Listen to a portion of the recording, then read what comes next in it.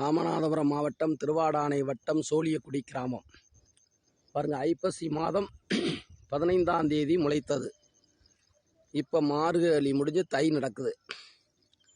இப்போ இதனுடைய பருவம் பாருங்கள், விதைச்சது தான். இப்போ இப்போ தான் பறிய ஆரம்பிச்சிருக்கு. அதனால் இந்த மாப்பிள்ளை சம்பாவை பொறுத்த மட்டில் இந்த 1 ஏக்கரில் எவ்வளவு களை கட்டி வருதுன்னு பாருங்கள். ரூபா செலவு இல்லை, விதைக்கிறது அறுக்கிறது. இதுதான் இன்றைய நிலை.